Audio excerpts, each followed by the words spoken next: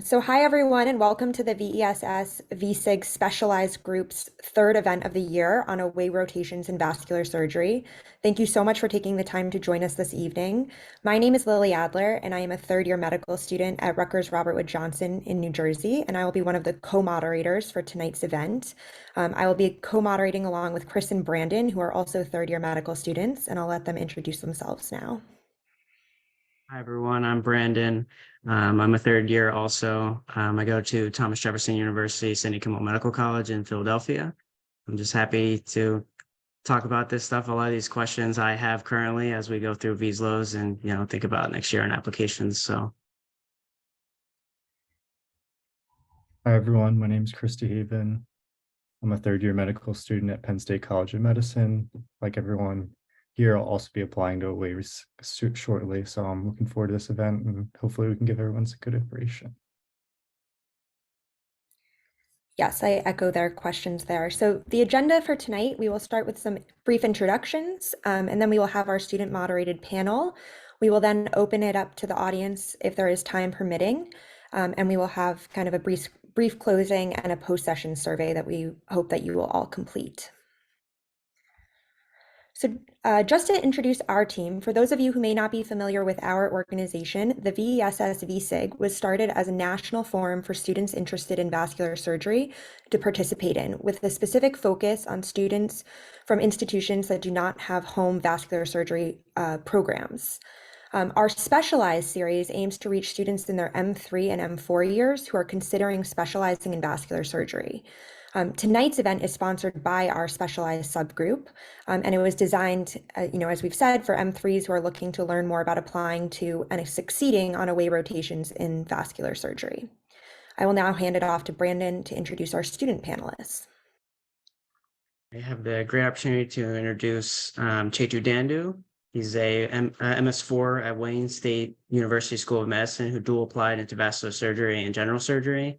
Because his medical school doesn't have a home program, he did 4 vascular surgery away rotations at University of South Florida, University of Wisconsin, Mount Sinai, Ascension Providence, Southfield campus. Chetu, would you like to give everyone a quick hello? Hi, everyone. Thanks for coming out tonight to this wonderful event. Thank you to the team for organizing this.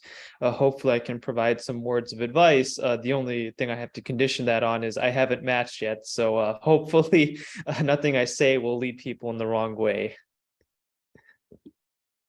Thank you, Chetu. The next student panelist is Ali Hakimi. He's a MS4 from University of Colorado School of Medicine, who dual applied also into vascular surgery and general surgery.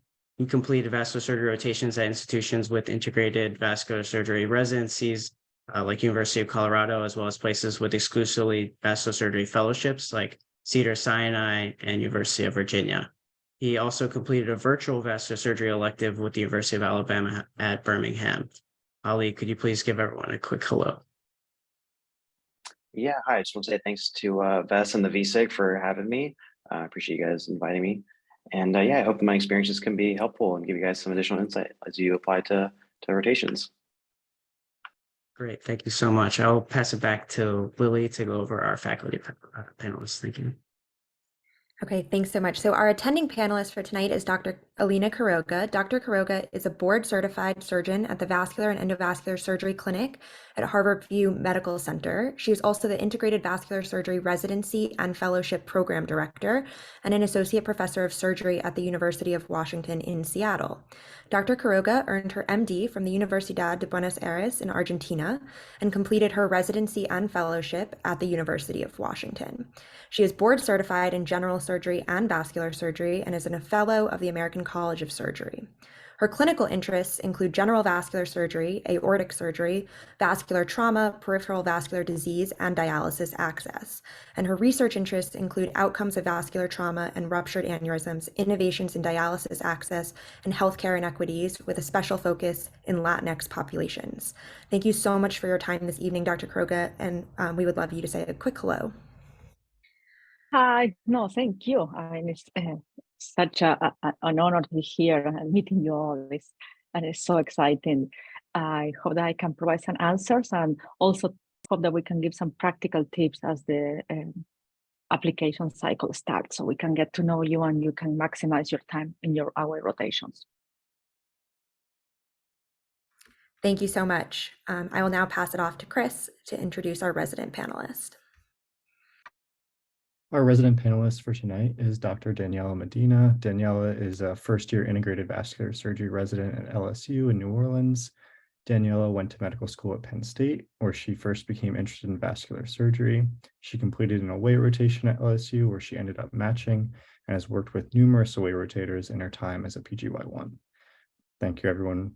Thank you for being here tonight, Daniela, and please give everyone a quick hello.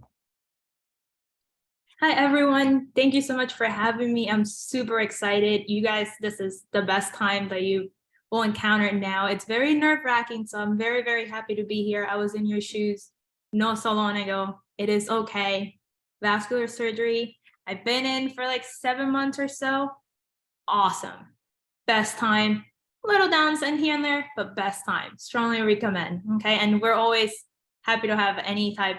This events are just awesome for everyone.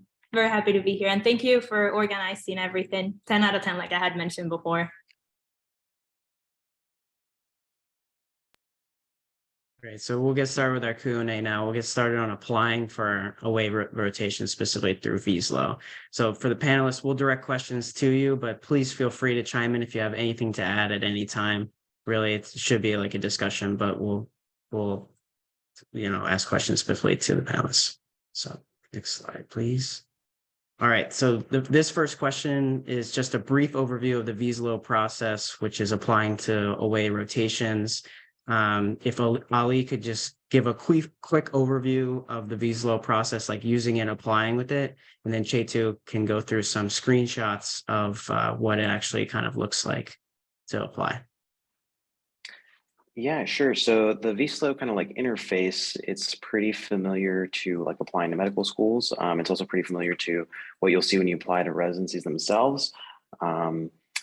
And you like kind of log in and you can kind of browse around and see the different programs that are available. You can search by different specialties and kind of browse around based on different requirements they have as far as, like documents they have to upload or things of that nature. But yeah, I think it's a pretty like straightforward online portal, I would say. I think Chetu's going to kind of go a little bit more into detail. Thank you. Yeah. I have to agree with Ali. I think it's pretty straightforward in terms of the user interface. I think the best thing you can do to optimize your time on VSLO and finding programs is using the search filters. Because there's so many programs, and if you just type in vascular surgery or surgery, you don't get all of them, and so oftentimes you have to find specific keywords like endovascular and vascular surgery or vascular, and sometimes you'll end up getting neurosurgery aways, and so it's good to filter things out. Using like the bar on the side between states, between cities, between fellowship versus residencies, etc. So if you have places in mind, I would recommend using the filters to speed things up. And then in regards to how the actual, let's say you find a program and you want to apply to it. So now you click on the program and you get this page that pops up. Next slide, please. And so this is kind of what you're seeing. So here at Loyola, we have this vascular surgery and endovascular therapy elective, as I alluded to, endovascular. And so on the left, you'll see all these requirements you'll need to submit your application. And so some important things, if you haven't got them already, is getting your immunizations in check. So for people who are M1s, M2s, M3s, make sure you get your immunizations done in January, because it's very painful, especially the Hep B stuff. I remember freaking out and having to schedule last-minute appointments to get all those titers in. Make sure you have some, it doesn't have to be a crazy personal statement, but something that kind of says what you're getting into is nice. And then start thinking of people to ask for rec letters. I personally, when I applied, did not pick places that needed rec letters because I didn't want to go through the hassle of asking someone for a recommendation letter. But if you do pick a place that needs one, have people in mind who can kind of talk about you. And I've heard it doesn't matter if they are vascular surgeons. And it can be general surgeons, or they can even be someone you spend good time with on an internal medicine service, but you really need a letter that speaks to your character. And then otherwise, everything else is kind of in order for vaccinations and all of that stuff. And then if we go to the next slide, this is kind of other schools, other examples. So some states like New York, if you do an away there, will require you to do multiple like certification testing. So they're like $20 for each test, and there's like 3 of them. Some states, some programs have you actually reach out beforehand, like Madison did, where you emailed the attending in charge and say, hey, is it okay if I apply here? Here's my CV. And then they'll kind of read it, and then they'll say, yeah, go ahead and apply. And so that can save you some money, which is nice. And you'll know that they've accepted you conditionally, of course. And so here's just some other electives. And then next slide. So the other big thing is when you apply for aways, apply for multiple months. So how I did it was I knew I could do aways in July, August, and September. So I applied to 4 institutions, and for each of those institutions, I applied for July, August, and September. But the key to this is you have to be aware of that. You have to be aware that you're applying for multiple months. And so when you get an acceptance in for, let's say, July, you have to drop all your other applications in July. So that way they're not also giving you an acceptance in July, and you're going to have to bounce between picking one or the other. And so I kind of did it as a rolling away kind of acceptance thing, where if I got an acceptance, I drop everything else that month. And so that's how I filled it up. And then kind of the last thing is after you kind of filled out all the applications, you kind of wait and sit there for the program to review everything. And then they'll send you some post-decision requirements. And then finally, you'll get accepted. And then a month beforehand, they'll tell you, the program coordinator will send you a bunch of forms to fill out, modules to do training on. So you get those done in a timely manner as well. Great. I think that was a really good overview. Thank you both, Ali and Chetu, for that.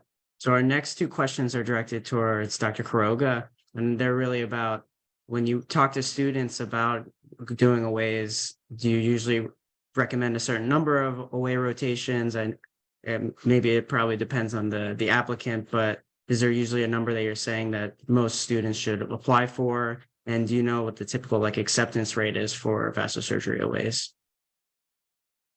So it depends on multiple reasons. First, I ask the medical student how many they can do realistically. There is something that we're not talking, is the cost of doing an away, and that's not a minor cost. So a medical student may come and talk to me and says, I want to do 4, and it's a great idea, but you need to factor that's more than 4 months, 4 airplane tickets, and it can get really, really expensive. I sit down for most of the time. I ask them specifically where they imagine, where they want to match. And ideally, you try to apply to 4 places to try to get 1. That will be kind of the ratio. And I tried to look in the literature. I tried to went to website. I couldn't find. I don't know if anybody in the call wants to tackle down a research project. I couldn't find any data in the acceptance rate. I can tell you that for us, it gets very competitive, mostly because everybody, I mean, not everybody, but most people want to come to rotate. End of June, July, August are kind of prime time, because those are the ones that you can get the letter of recommendations to carry, and September and October. And those are like, they're not that much time. So I don't know exactly for us, the acceptance rate. I was looking at how many people have applied, how many people we can fit on those times, and it's around 20% only. And I was just talking one medical student that she is going to apply into vascular, and she's awesome. And one of the main questions is, okay, where you can go, where we can, how many months can you take, and kind of think a little strategically. And I think that we're going to go through this during the things. One is how to complement the experience that you have at your institution, and the other one is to see, okay, this is the places that you're really interested, how we can get you to rotate in the places that you're very interested to match for a residency, those places that you think, oh, I would love to go there for a residency. Got it. That's super helpful. Maybe K2 or Ali, you guys can speak to like how many you applied to and it's like how many you were accepted to. You can start with K2. Yeah. Or Ali, you can go first, actually, because I've kind of talked a little bit about it. So I'll chime in after you. Sure, sounds good. I think, the one kind of like disclaimer I would give for my number that I applied to is, when I applied to medical school, I didn't get a lot of invitations. So that kind of like fear really kind of had me feeling that the VSLO process would be kind of similar. So I think I probably applied to a little too many, but I applied to around 40 to 45 different ones. And I counted each, for example, like Chetu mentioned, how each program you can apply to for multiple months. I counted each one of those as separate applications. But I think you probably don't need to apply that many. But I will say I don't necessarily regret it. I think it's still good to just kind of like see what kind of results you can get, especially because not every program is going to be as responsive and timely. And I think the other point that, as Chetu was showing you on those screenshots, when you do get an accepted offer, you have 1 week to decide if you're going to take that offer or not. And so I think because of the rolling kind of basis of the schedules, you're not always going to hear back from the programs that maybe you want to hear back immediately. And so you kind of have to make some decisions rather quickly.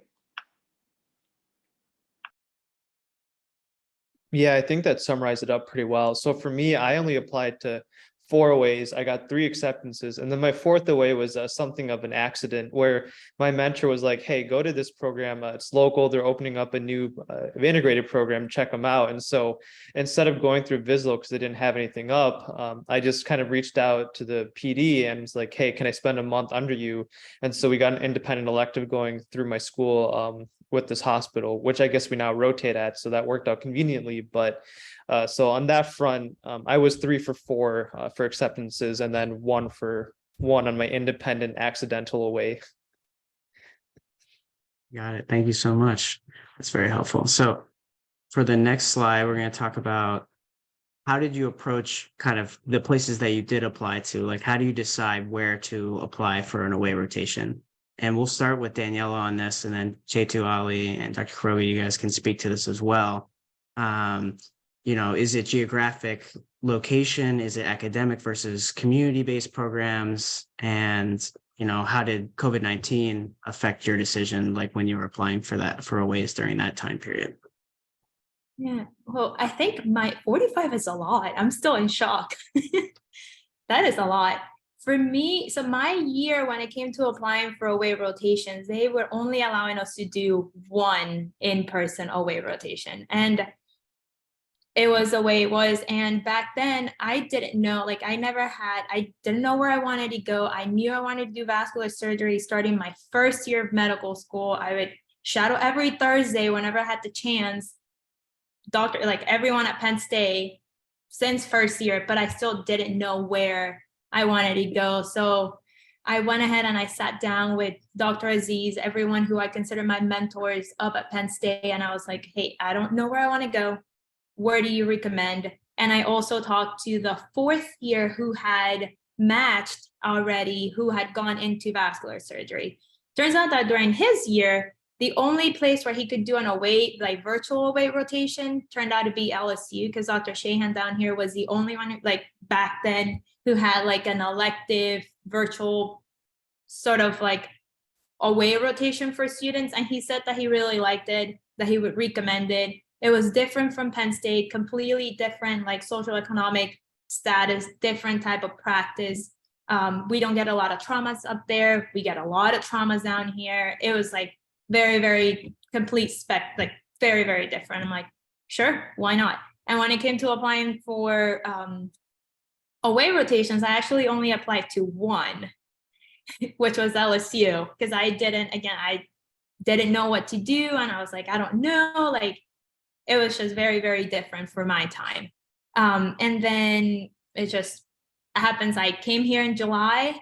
I was the only student who was doing an away rotation at the time. And there was a Gen Search intern who was with me at the team that I was placed, but they had a lot of orientations going on. And many times it was just me and the chief on vascular. And I was living the life, and I'm still living the life. So it just worked out. But I do think, just talking to other people, I do think that if you have a geographic restraint, such as if you want to go back to where you're from, or you really love where you are right now, definitely take that into consideration and definitely bring it up with your mentors. If it wasn't for talking to my mentors, and it's not only faculty, that also includes students, that includes people who you'll be co-applying with. Vascular is very small, and I'm still in contact with people who I applied with, people from my year, and I'm looking forward to seeing them again, type of thing. So It did. So I'm someone, when it comes to academic versus community programs, I'm someone who I really like research. I just think it's like important for that, for, I mean, and every specialty. And I think everything that we make and everything that we do in medicine, even especially in surgery, it's based on what can we do next? What can we do better? And I think that research really shows us how to get to that. But I also wanted to operate a lot. So I wanted to go to a place where I would get both really good surgical training, because at the end of the day, we are surgeons. We want to come out and know what we're doing and be confident to the best of our abilities to be able to do whatever it is that we're presented with and deal with the complications of it, if any, and go from there. But also wanted to continue to do research. So, and residency it's a time balance. You will see once you guys start, you'll have time to do some research or in some rotations. Others, you couldn't. Trauma, I could not do anything other than see all the patients, which is fine. I learned a lot, and now I'm back to more doing my thing. So I think I answered all of those. It's very, very, I think the best thing to do is be true to yourself, talk to your mentors, talk to your family, to the people that know you the best, and go from there. I think it worked out for me. If it worked out for me, it will work for everyone else. Yeah, I think that was really comprehensive. Thank you, Danielle. So J2 or anyone else, do you have anything to add, or I think we can move on if you guys don't have anything to add to that. I think that was really good. Yeah, I mean, I guess a quick thing I can add is, so at my school, I unfortunately was the first person to apply to vascular in like the past 3 to 4 years. So I didn't have anyone who I could reach out to and ask, hey, what do you recommend for aways? And I didn't know my fellow vascular applicants at the time. So for me, a lot of it was just kind of reading stuff on the internet and kind of going off word of mouth. And for geographic preferences. So we didn't have a COVID limit, and so we could apply wherever. And I decided I wanted to go see what vascular surgery was like around the country, particularly the East half. And so I went to the Midwest. I picked a program there. I picked a program in the South, and I picked a program in the East. And with my Ascension program, I kind of got to see all kinds of practice and all kinds of settings. And so it was really good in that sense, because you really get exposed to a broad field of vascular surgery, and you can see where things are different and where things aren't. And you have the opportunity to be at the cutting edge or at a really high volume place, and how you manage that. And so I think it's important to really, if you don't have geographic constraints, consider everything and don't really lock yourself out, and reach out to your mentors. As Daniela had mentioned, they're really valuable too. Great. Thank you so much. Okay, I think I will pass it to Chris to talk about the away experience now. Thank you all for talking about applying to aways. All right, yeah, let's get started about after you pick where you're going to end up, what it's like when you get there. So next slide, please. So we'll start with the logistical advice that Ali and Chai2 have for doing these away rotations. And if you guys could just touch on housing, food, and transportation. I can take a stab at this one first, I guess. So as far as housing, I used kind of two main methods. The first one that I used was rotating door. I kind of hopped on that website. It's a website designed specifically for people in our situation who are looking for very short-term housing, and typically medical students. The other one, though, that I wouldn't sleep on is just emailing the coordinator at whatever place you finally do end up accepting at, and asking them if they have a list of some kind of housing people have used before, or any contacts. I found that a couple times it was pretty helpful to do that, because they had some lists on hand that were pretty helpful. As far as like meals and stuff, no one ever provided any meals for me. I did, you have to account for those as well on your own. And as far as modes of transportation, the places that I went, I needed to have a car. And so I decided to rent a car at the places that I went to, both in Los Angeles and in Virginia. But I think it's going to be very dependent on your location and kind of like how close you are proximity wise to the hospital that you're at. Yeah, I think that summarizes it. And so I think I can also speak to this. I've had all sorts of transportation. So in my way in Tampa, I found a new place nearby in rotating room, but I didn't have a car because I couldn't drive it down due to just the fact that there's only 2 cars in our house. So I Ubered every day to and from the hospital. Sometimes I get rides from my roommates because they're residents at Tampa General. It wasn't that bad. Thankfully, it was like $10 and I got discounts here and there. And then in Madison, I found a place that was like a 5-minute walk away from the hospital, which was great. I could roll out of bed and walk in pretty early. And then when I was in New York, I wanted to live with my friend for free. And so I'd highly recommend you don't do this, but have an hour commute on the subway each way. I would not recommend that and avoid that at all costs. It's not good for your mental health. It was fun though. I had a great time in Mount Sinai, but would not recommend living an hour away from the hospital by train.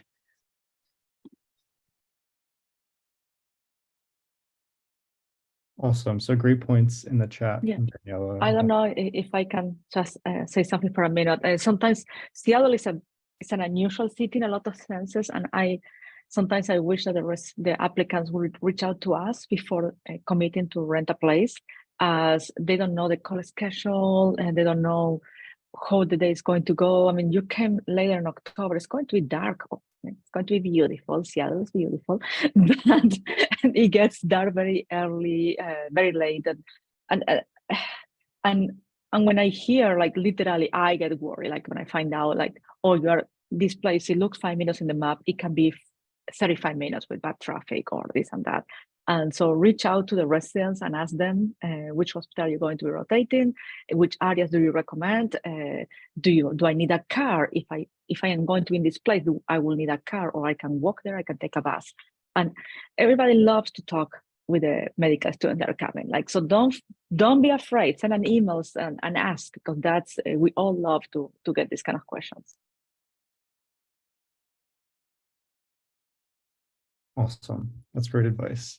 So we can move on to our next slide. So talking about the actual away experience, if Daniela, Ali, and Chaitu can all kind of chime in on this one, where you rotated. I know you guys kind of mentioned that, but and then the challenges you might have faced while you're on your rotation, and any advice that you would do differently.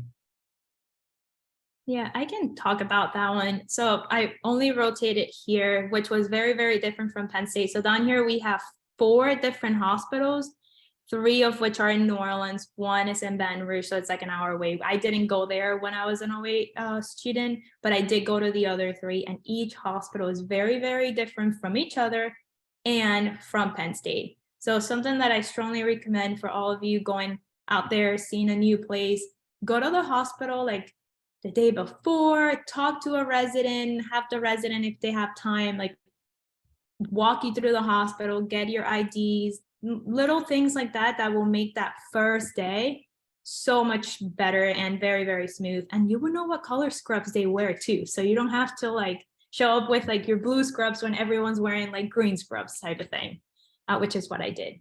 But then I fixed it quickly. So I would say try to reach out first, know what time you have to get there, all the little logistical things. I think it applies for every place that you go, because not every place is the same, and not every place even uses the same EMR. So the little things like that will make it will just like put you way above everyone else, because you are ready, you're going in, you're getting things done, let's go. For challenges that I face, this is something. So down here in New Orleans, I wish I knew about these apps and things to get housing, because where I stay, it was not like, I would not stay there ever again.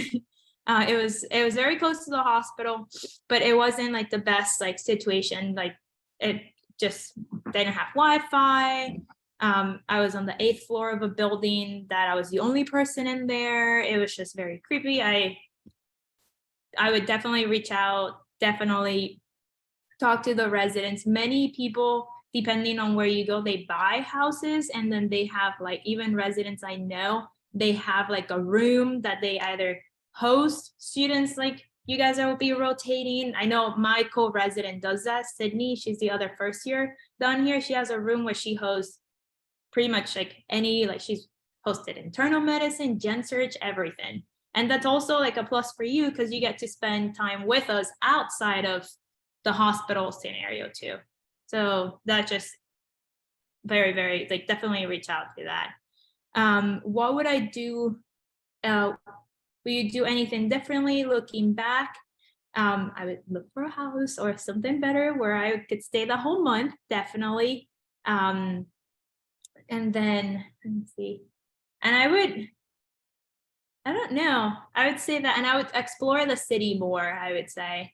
Just remember that this is a place where you're thinking of going for 5 to 7 years, depending on where you end up. This will be your home. Is this somewhere where you are happy inside and outside the hospital? And definitely look at how the residents are. Are they someone who are happy inside and outside the hospital as well? Is that someone where you want to be? Is that someone who you want to be, type of thing? So definitely, I would go and explore the city more. I remember during that month, I was so excited. There were so many things going on that I was on call every weekend, and I could not be happier. And I was still going out with the residents to like dinners and things like that. So I felt like I was still exploring the city, but I didn't take the time to sort of navigate all of New Orleans so as much as I could. Yeah. Awesome. That's great advice. Ali, do you want to go next? Yeah, absolutely. So I think for me, the important things are going to point out the order of the different rotations I did. So I started with my home rotation in vascular at CU. And then I did, because I do apply to general surgery, I did another rotation at home in general surgery on MIS. And then I did Cedars-Sinai in Los Angeles, which was technically a general surgery rotation, but it was with the vascular team. And then finally, I rotated at University of Virginia, general surgery technically, but on the vascular team. And I think the challenges that I faced, I think after you do the first one, you're kind of like, okay, like did a vascular rotation, like I learned a lot. I'm pretty dumb for the most part, but you get a sense of what the team is like and kind of what your role is and how you can do things to help out. One of the challenges that I faced was when I went to some of the other places, I didn't appreciate how the structures of the teams can be different. And that can be just from, the number of different learners there are, or like the fellows versus the residents, or how people around, or what orders of things they like to do. And so I think it took me some time, every place that I went to, it took me a couple of days to kind of take a step back and reassess the teams and see, where do I fit in as a sub-I, and how can I adapt to be helpful? I think that's one of the major challenges. I think another one that is maybe kind of a niche challenge that I encountered was because I did rotations at places where I was technically on a general surgery rotation, just with the vascular team. At some of those institutions, the teams are still split up. So I felt like I had to make sure that I was, showing interest in the general surgery programs as well. For example, going to their conferences in the mornings, even though vascular would also have a conference at the same time. And so I think kind of managing both sides of that was one of the challenges that I faced. Looking back, I don't think I would have changed a whole ton. The only thing that I would say is putting some time in for some breaks. I think you get tired throughout the season, and that's something maybe we don't talk about enough. I really stacked all of my rotations in a row. So I did 4 in a row. And after the second one, I think I was definitely starting to get a little tired, but I still had some juice left in me. After the third rotation, I was definitely starting to run on fumes a little bit. And by the fourth one, I was so glad to be done and ready to come home. So I think, you have to kind of learn what kind of bandwidth do you have and how much you can tolerate in large bursts. But I think if looking back, the only thing that I would change is I would have planned for like a week or like a 10-day break in between my second and third. So I was just gonna like recharge and regroup. Yeah, I think those are great points, Ali. And if I can just interject, I think 2 things looking back at this question that I wish I'd known. Number one, I did apply early because I kind of read that on the internet as always, just like apply the first day it opens for programs. But what I didn't know was that it's okay to reach out to program coordinators, kind of expressing your interest. I kind of didn't do that because I thought it would be annoying and I didn't want to annoy people and, set off my whole vascular 4th year on a bad note. But I was talking to some other friends and they did it, or they had mentors reach out. And so I think that's kind of your mileage may vary situation, but I think Dr. Quiroga can talk to that. And then the second thing is At certain places, you may rotate at the VA. That was what happened at one of my away rotations, and I didn't know that until I showed up on the first day.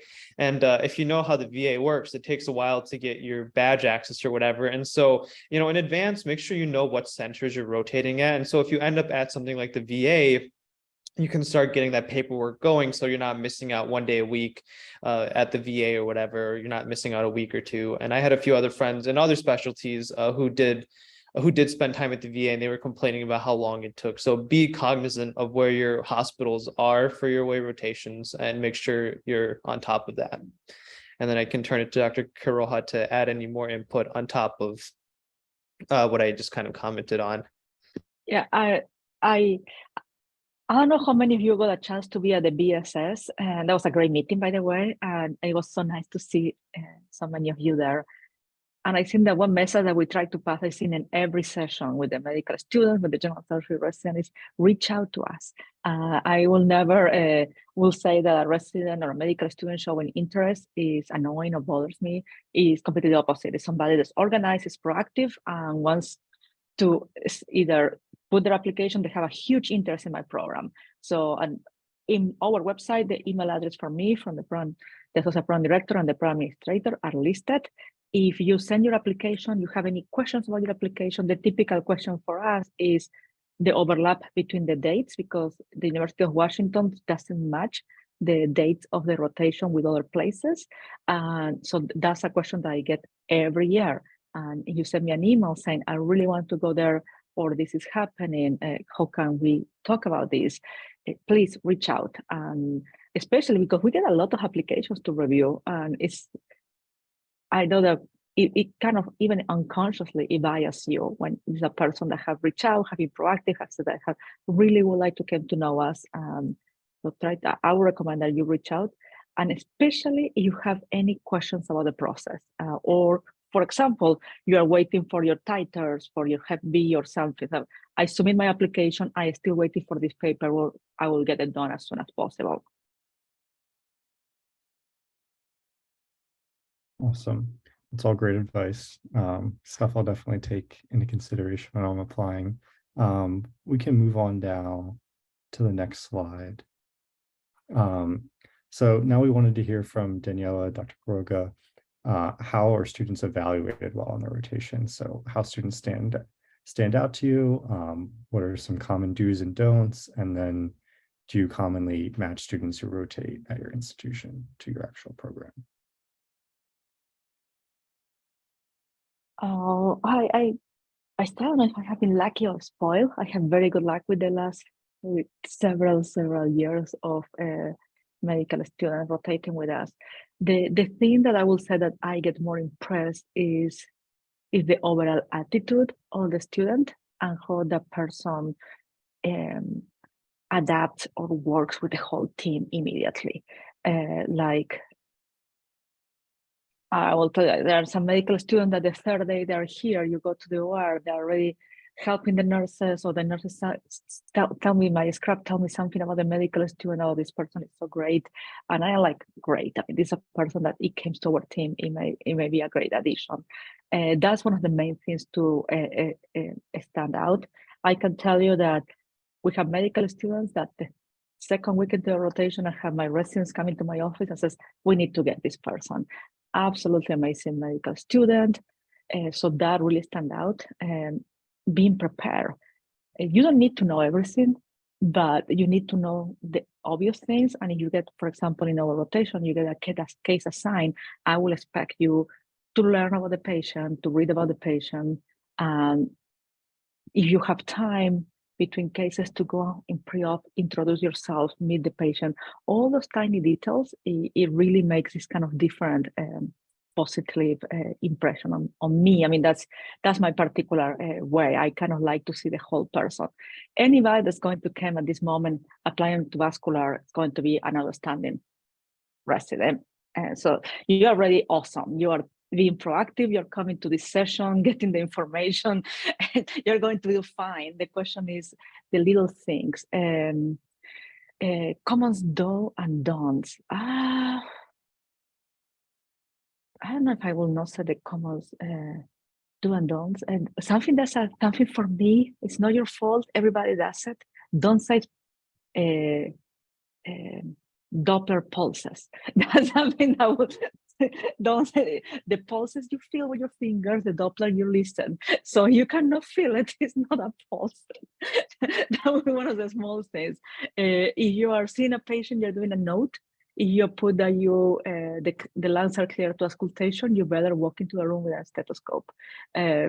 Like always document what you did and be honest. I think that's kind of the best advice. I don't want to say don't lie, but don't be honest. That's the major don't. If you know something, just say it. And you don't know, just say I don't know. Do you commonly match students you rotate in your institution? Yes, I would say that's 50-50. That also got changed because of COVID. But if I look at all the past residents, I said that 50% rotated with us and 50% did not. So I would call that a high proportion. And there is a lot of research about that that shows that even the fact, and we talked to this at the VSS, the fact of meeting somebody, even like being at VSS, coming, introducing yourself, you go to the SBS fair, they do a big fair for all the medical students.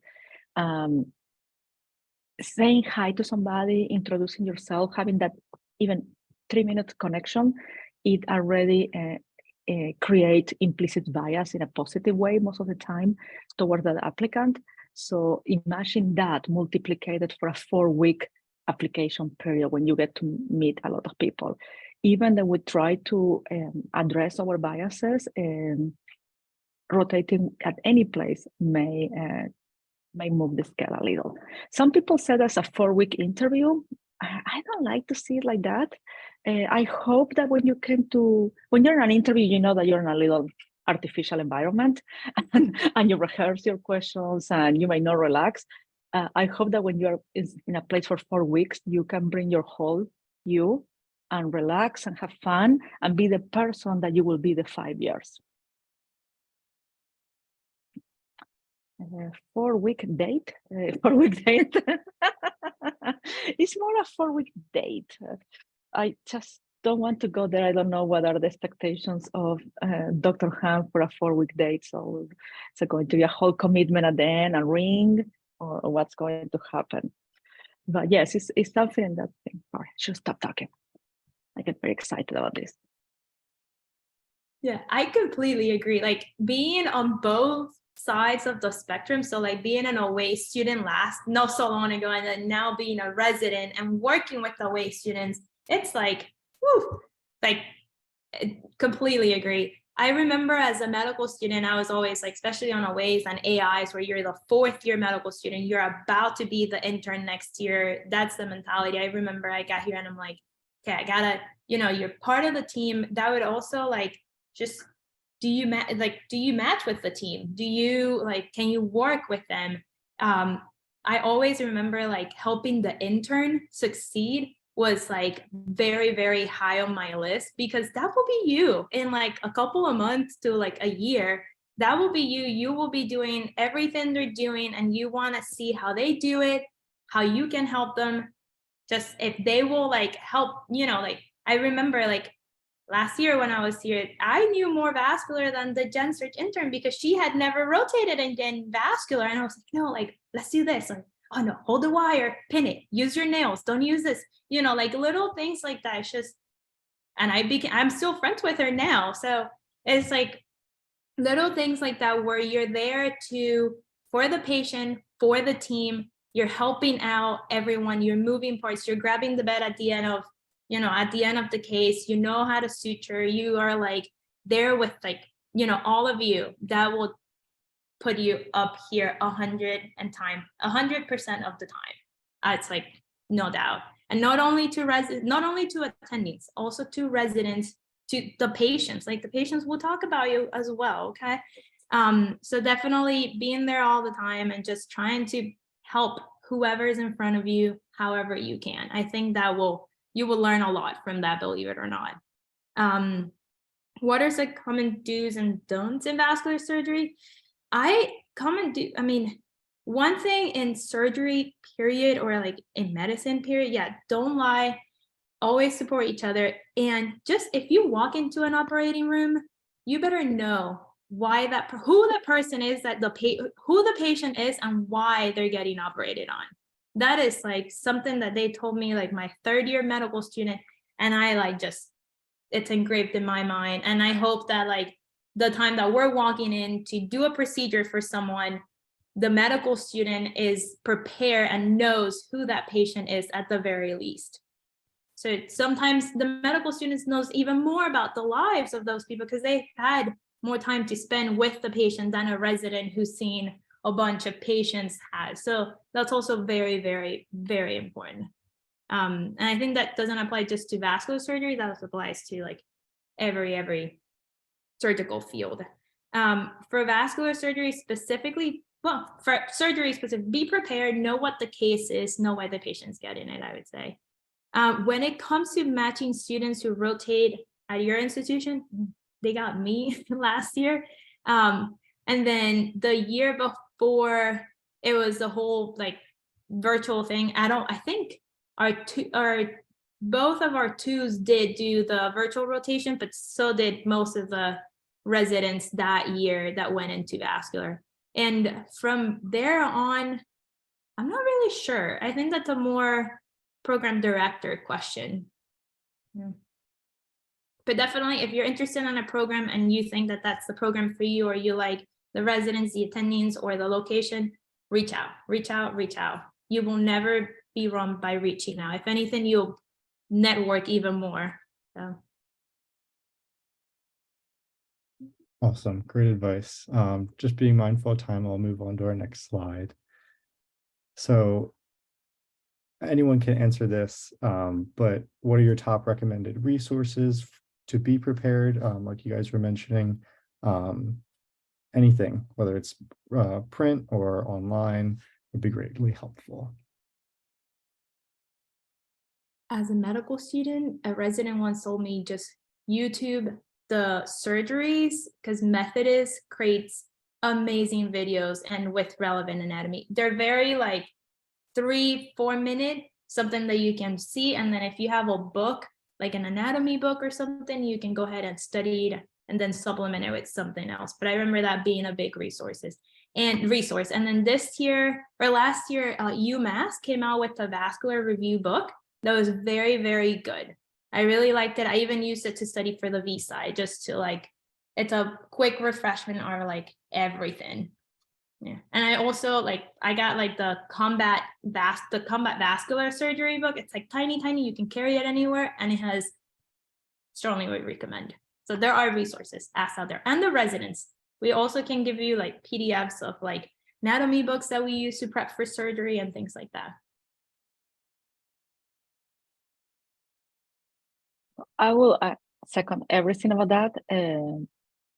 The one thing about the residents, sometimes the residents know that the faculty that you're going to be doing the case just publish a paper about that topic, or you're going to do your end rotation, you do an end rotation presentation, and we help you, we prepare with you before. There's always a faculty helping you, but it's so nice when you have that resident that says, oh, are you going to be talking about this, and how you read these 3 papers about, are you going to quote this paper about this person? And so always try to talk with your residents about something else that they can recommend.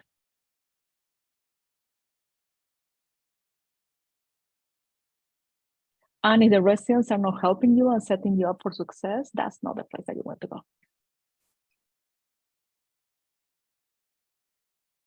Chaituli, do you have anything to add? No, I think everything's been covered. If I have just one, I guess, good detail is I know through all my ways, one thing remained common. Whenever you walked into a carotid case, I feel like you get pimped the most on it. Without fail, it's like the easy one because people expect you to know what it is. And so on that note, Houston Methodist, as was plugged earlier, has this excellent video. It's 2 parts. Dr. Lumsden narrates it, and he goes through every single thing on a carotid artery or carotid endarterectomy, what can go wrong, what kind of the steps of the procedure are. And so for anyone considering doing a vascular way, really check out those videos and know them off the top of your head, because you'll probably end up doing pretty well when you get pimped on a carotid endart or asked about why we're doing it or etc. Yeah, I would say I don't have much to add that hasn't already been said. The only little thing that I would add is something that I wish I had done a little bit. I always kind of struggled with the visualization of things endo, and there's a really great atlas called the Atlas of Vascular Anatomy and Angiographic Approach that one of my friends turned me on to, and I think that's something that when you're kind of starting out, it can be really nice because it has really good labeled diagrams. So something to check out. Actually, I can add one more thing is when you're doing endo cases, I know for me, sometimes it's really easy to take a couple of Z's during it because the lights are off and you're getting sleepy because you haven't slept properly. But I found a great way to keep yourself engaged and learn is just identifying arteries you see on the endo and just thinking where the lesions are and, just think of your own plan. I mean, you don't need to say it out loud to anyone, but you can go like, oh, would I put a stent there? And then you kind of keep yourself stimulated enough that you're not going to fall asleep. When someone turns off the OR lights to see the screen better, the monitor better. Awesome. I'm gonna transition over to Lily, who's gonna talk about just takeaways from all this. Okay, thank you so much. This has been great so far, and I know we're running short on time, so not too much left. So thank you for sticking with us. We wanted to ask now about how do you go about getting letters of recommendation? So obviously this is a big part of the away rotations as well. So what is the best way to ask for a strong letter of recommendation? How do you decide actually who to ask? And at what point during the rotation, if you're coming into a new place and you don't really know everyone, kind of how do you gauge that over the 4-week rotation? And this is for Daniela and Dr. Quiroga.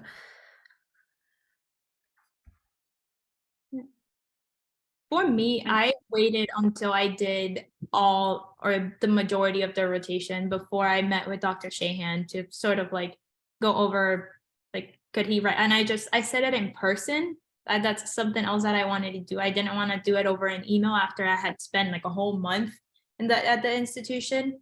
So I made sure I was still there, that I still had a week left, and I just went and I just asked for the letter. Yeah. So I would make sure that they know you, that whenever you ask the letter is from someone who, it's not going to give you like a generic letter because that can be done by anyone, but someone who really knows you and has gotten the time to work with you and help you succeed too. And I knew that he would be someone who was helping me succeed, even like whenever we was convinced, like just helping me throughout. So little things like that just built up. For us, there is a couple of ways, and we have like 3 centers, but you rotate mostly at Harborview, and you work a lot with all the attendants, so it gets kind of intimate. Like you get to establish, I hope, a very close relationship. So middle of the rotation, we're going to start asking you where are you going, where are you applying, are you thinking academics? I mean, all these questions that you will talking because we want to be like you're with us. We want to be like mentors of you. In one moment, most probably the topic of the letter of recommendation will come. Usually what I do the debriefing and the feedback session and the last day. And at that moment, because we get, when we talk about how the people are evaluated, we get a consensus feedback. So we ask everybody for feedback. From the MAs, from the APPs, the students, the residents that are in the rotation, all the faculty, they all give us feedback about you. And that's how we do the evaluation. So you said you go about what was good about the evaluation, what you learned, what can we do better for the next medical students. We give you the feedback and we tell you what grade you got in the rotation. And usually what I said is, especially when somebody is outstanding, I would say, like, just for you to know, anybody or any of the attendants here will be honored to write a strong letter of recommendation for you. And I leave it to the person to reach out. If you're interested, just reach out to me, to Dr. Singh, Dr. Tran, Dr. Tan, or something like that when you get close to the application date. And sometimes we even talk about the recommendation letter and what material do you send and what do you need to write a letter, who are you going to get the letter from? But that's the way that I kind of like to do it. I know that you as a medical student, it can get a little intimidating to ask somebody for a strong letter of recommendation. So, and I learned this from years ago when I saw one of my mentors telling a medical student after we finished rounding, was very impressed, is why you're applying, and the person actually was applying to internal medicine. And stuff like that. I know that I'm not internal medicine, he was the chair at the moment. So but I'll be honored to write your letter of recommendation. I thought, oh, that's nice. That's a nice way to say it. And just if somebody asks, or you have something happen the last day, there is a meeting, the faculty is traveling, it's okay to send an email and said what do you like about the rotation, or some interaction that you have with that faculty, saying Dr. Han, I'm sorry that you were at this meeting the last 3 days and I didn't get a chance to say goodbye in person. I really enjoy my time there and I remember this case.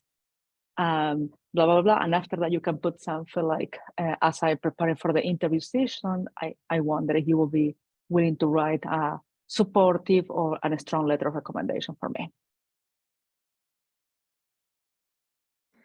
Thank you so much. That's very helpful advice. We have one final question, and this is, what did you do after the rotation ended? So this is really for Ali and Chaitu, and Daniela, you can weigh in as well. Kind of, did you send thank you notes to the people you worked with? Did you send updates to that particular program? Kind of how did you navigate, maintaining the relationships with the places you did the OOE rotations throughout the application cycle? Yeah, so I didn't send thank you notes specifically after the fact. I kind of, during my last week, I would talk to the attendings and say, hey, like Friday's my last day. I just want to say thank you so much for having me. I had a great experience. I learned a lot. And if I was going to ask someone for a letter, I would try to set up a time to meet with them and kind of talk about career goals and kind of, talk a little bit more about, how grateful I was to be there. As far as throughout the cycle, there were a couple of attendings who I feel like I had some good connections with that I maintained contact with via text or email. But I don't know, I didn't necessarily send a ton of communications or thank you notes throughout the process.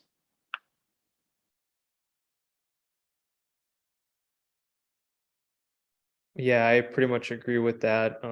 I told my attendings that I work with, thank you for having me at my last week during each of the rotations. I felt like it would be a little too much to email them afterwards as well. And then in regards to updates throughout the application cycle, I didn't really contact anyone during the application cycle, just my mentor.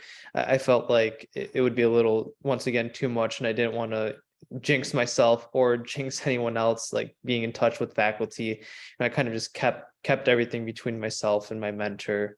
And I did reach out, I guess, to people who wrote me letters of recommendations. I did reach out and say thank you for that. But otherwise, I kept away rotation communication pretty succinct and brief, and didn't really do much. Yeah, I did more or less the same thing. My last week, those who I would see, I was sad to go. And I was like, oh, bye.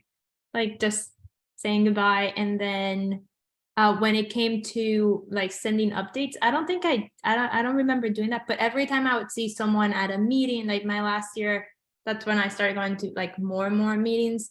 Whenever I would see someone, I would always say, just talk to them about anything. Yeah, and ask like if they needed anything, or if like what else should I do differently, like things like that. Great, thank you. And Dr. Kroga just put in the chat not to hesitate to email if you need a letter of rec and a deadline is fast approaching. So that's good advice as well. Okay, so it's 8:59 p.m. So we can skip to the last slide here. We won't open up for questions just to be mindful of everyone's time, but we did have people submit questions ahead of time, and I think we really tried to touch on kind of the big heavy hitter questions that everyone seemed to be asking. I do want to just emphasize that this national VSIG group, the Vascular Student Interest Group, is open to anyone. So if anyone is here tonight and is interested in joining and being a part of this national organization, please feel free to join our team. And I just want to say thank you so much to everyone who joined us tonight. And thank you so, so much to our panelists. This was super helpful. We really greatly appreciate you taking the time to be here. I know, as I'm thinking about applying for away rotations, this is super helpful, practical advice, and I was jotting things down.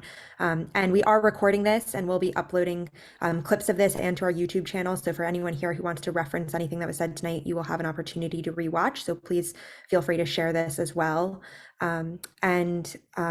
The last thing I want to plug here, if you go to one more slide, is that on Thursday of this week, we do have another event. This is our Discover group. So this is for kind of just anyone interested in learning more about vascular surgery. And this is a panel on women in vascular surgery. So this should also be a really great event. So please join us on Thursday as well.